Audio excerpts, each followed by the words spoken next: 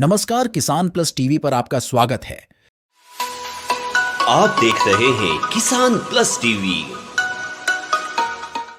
अगर आप हमारा चैनल किसान टीवी देख रहे हैं तो अभी सब्सक्राइब का बटन और बेल आइकन को प्रेस कीजिए। साथ ही अधिक से अधिक शेयर और लाइक भी करें। नमस्कार, मैं दिव्या सोनी किसान प्लस टीवी चैनल में आप सभी दर्शकों का हार्दिक स्वागत करती हूं। आज हम किसान की बात किसान के साथ कार्यक्रम में आपको मिलवा रहे हैं प्रगतिशील किसान एवं सक्रिय किसान नेता कैलाश पाटीदार जी से। कैलाश पाटीदार जी, किसान प्लस टीवी में आपका हार्दिक स्वागत है। किसान संगठनों से जुड़े होकर जिले सहित राष्ट्रीय मुद्दों को लेकर होने वाले आंदोलनों में आप किसानों के आवाज उठाते, किसानों के हित में बात करते हैं। तो क्या कारण है कि मोदी सरकार की तमाम हितैषी योजनाओं के बाद भी किसान किसी भी सरकार से संतुष्ट नजर नहीं आ रहे हैं?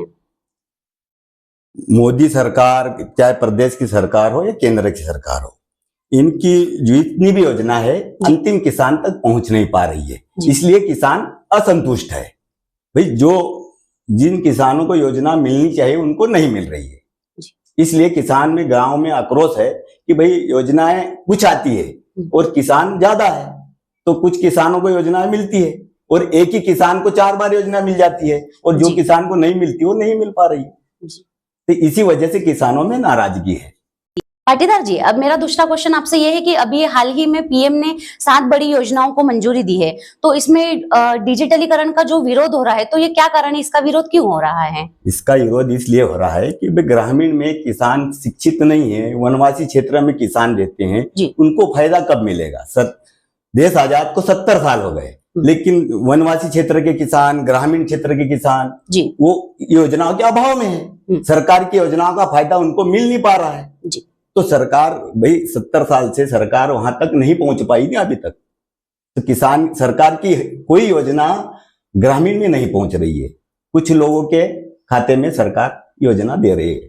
जी पाटीदार जी, हाल ही में आपके एक आंदोलन में कृषि और पशुपालन ऋण को लेकर आपके आंदोलन में आपने सवाल उठाए थे, तो इसमें क्या परेशानियां आती है और आप सरकार से क्या उम्मीद करते हैं?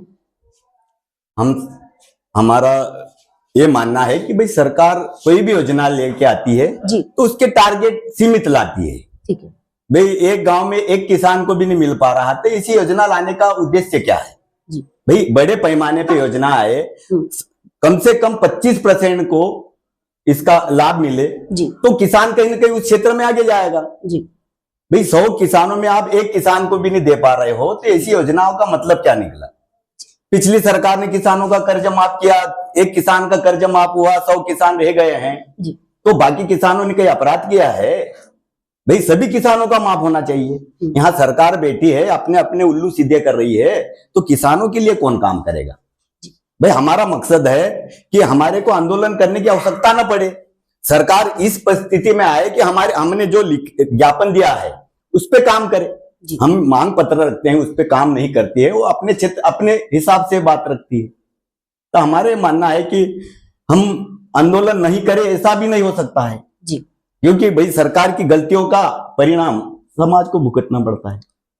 पाटीदार जी, इतने आंदोलनों के बाद भी कहीं ना कहीं ग्रामीण क्षेत्रों में कुछ न कुछ बदलाव हो रहे हैं, तो एक किसान होने के नाते आप इन बदलाव को किस तरह से महसूस करते हैं? हम किसान होने के नाते बदलाव इस तरह से महसूस करते हैं कि भाई हमारे खेती में हमने इनलाइन के माध्यम से, फिर उत्पादन के माध्यम से बदलाव किया है, लेकिन हमको उसका सही दाम नहीं मिल पा रहा है। और सरकार की पॉलिसियां है कि खेती को डिजिटल करो, तो ज्यादातर किसान हाट बाजार में माल देता है। जैसे कि बीमा इन्होंने डिजिटल कर दिया, किसान को मिल नहीं रहा है, कंपनियों को फायदा पहुंचाया जा रहा है। तो सरकार की योजनाओं में भी इस कंपनियों को फायदा, बीमा की योजनाओं में भी कंपनियों को फायदा। तो सरकार की नियत साफ नहीं है कि किसान को फायदा दे। ये सरकार की नियत ऐसी है कि बड़े लोगों को फायदा पहुंचाए और किसानों के साथ छलावा करे। सरकार डिजिटल पे काम कर रही है, तो किसान डिजिटल की ओर जा नहीं रहा है क्योंकि वो पढ़ा लिखा नहीं है। वनवासी क्षेत्र में किसान नहीं पढ़ा हुआ है, तो सरकार को जो भी सुविधा देनी है तो उसको सीधे खाते के तो स्वरूप दे। वनवासी क्षेत्र में कोई किसान नहीं पड़ा है और सरकार डिजिटल की ओर जा रही है। कई योजना का फायदा गांव में नहीं जा रहा है। कुछ किसान जो पढ़े लिखे हैं, वो जो राजनीति से जुड़े हुए हैं, उन लोगों को योजनाओं का लाभ मिल रहा है। बाकी किसान इससे वंचित है। सरकार की जितनी भी योजना है वो अंतिम व्यक्ति तक बिल्कुल नहीं जा रही है और सरकार उसके नाम पे किसानों को बहला रही है कि हम किसानों के लिए ये योजना ले आए, ये योजना ले रहे हैं। 6,000 भी सभी किसानों को नहीं मिल पा रहा है। सरकार जो 6,000 दे रही है वो किसानों को नहीं मिल पा रहा है। आप ये कहना चाह रहे हैं कि जो शिक्षित युवा है उन तक सरकार की योजनाओं का लाभ जा रहा है और जो अशिक्षित युवा है उन तक सरकार की योजनाओं का लाभ नहीं जा रहा। तो किस तरह से सभी युवाओं के पास योजनाओं का लाभ जाए, इसके लिए सरकार को क्या कदम उठाना चाहिए? भाई सरकार के जो भी विभाग के माध्यम से वो किसानों तक पहुंचाना चाहते हैं तो विभाग के माध्यम से पहुंचा सकते हैं जी। लेकिन ये जो डिजिटल के माध्यम से कि भाई ऑनलाइन, तो किसान को जानकारी नहीं रहती कि भाई वो कोई अच्छी ऑनलाइन आवेदन भरो तो नहीं भर पाती है। तो इनके जो भी विभाग है, उनके जो पटवारी है, अधिकारी के माध्यम से अंतिम किसान को मिले और उनका लाभ देवे।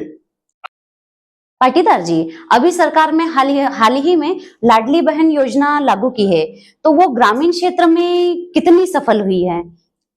लाडली लक्ष्मी योजना के माध्यम से इन्होंने वोट बटोर लिए, लेकिन उसको जमीन पे लागू नहीं किया।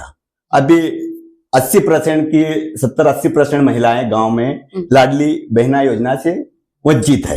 तो हम चाहते हैं कि आपके चैनल के माध्यम से हम सरकार को तक बात पहुंचाना चाहते हैं कि जो महिलाएं रह गई है उनको, बाकी जो महिलाओं को लाभ मिल रहा है उसी पैमाने पे उन महिलाओं को भी लाभ मिले, ताकि वो महिलाएं भी संतुष्ट हो जाए और सरकार की योजनाएं कारगर हो जाए। पाटीदार जी, सरकार की नल जल योजना कितनी कारगर साबित हुई है? सरकार की योजनाएं जितनी भी बनती है वो या तो कागजों पे बनती है, जमीन पे लागू नहीं होती है। भ्रष्टाचार की भेड़ चढ़ जाती है जिसमें सरकार कुछ नहीं कर पाती है। भाई जहां पानी की आवश्यकता है वहां पानी आज भी नहीं पहुंचा पा रही है।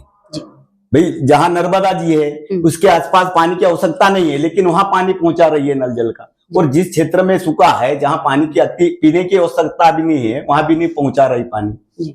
चाहे कृषि क्षेत्र का पानी हो या पीने का पानी हो, इनके पूरे विभाग फेल हो रहे हैं और सभी भ्रष्टाचार में विभाग भी लिप्त है और सरकार भी। एनवीडीए विभाग की हमारे निमाड़ क्षेत्र में 3 योजनाएं चल रही है, जामला योजना, खरगोन योजना और नांगलवाड़ी योजना।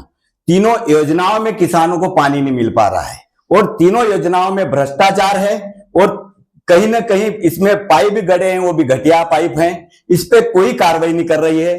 सब अपने अपने प्रश्न लेके अपने अपने घर बैठे हैं। हाँ, भाई अंतिम कुछ सर्वे में किसान छूट गए हैं। पाटीदार जी, अभी सरकार में हाल ही में लाडली बहन योजना लागू की है, तो वो ग्रामीण क्षेत्र में कितनी सफल हुई है? लाडली लक्ष्मी योजना के माध्यम से इन्होंने वोट बटोर लिए, लेकिन उसको जमीन पे लागू नहीं किया। अभी 80% की 70-80% महिलाएं गांव में लाडली बहना योजना से वंचित है। तो हम चाहते हैं कि आपके चैनल के माध्यम से हम सरकार को तक बात पहुंचाना चाहते हैं कि जो महिलाएं रह गई है उनको, बाकी जो महिलाओं को लाभ मिल रहा है उसी पैमाने पे उन महिलाओं को भी लाभ मिले, ताकि वो महिलाएं भी संतुष्ट हो जाए और सरकार की योजनाएं कारगर हो जाए। किसान प्लस टीवी का राष्ट्रीय किसान मजदूर संघ और सभी किसानों के बीच काम करने के लिए हम धन्यवाद करते हैं। ठीक है पाटीदार जी, आपने आपका अमूल्य और कीमती समय दिया, इसके लिए आपका बहुत बहुत धन्यवाद। अगर आप भी हमारे कार्यक्रम में शामिल होकर खेती किसानी के मुद्दों पर बात करना चाहते हैं तो स्क्रीन पर चल रहे नंबर पर संपर्क कीजिए। तब तक के लिए देखते रहिए किसान प्लस टीवी चैनल। धन्यवाद।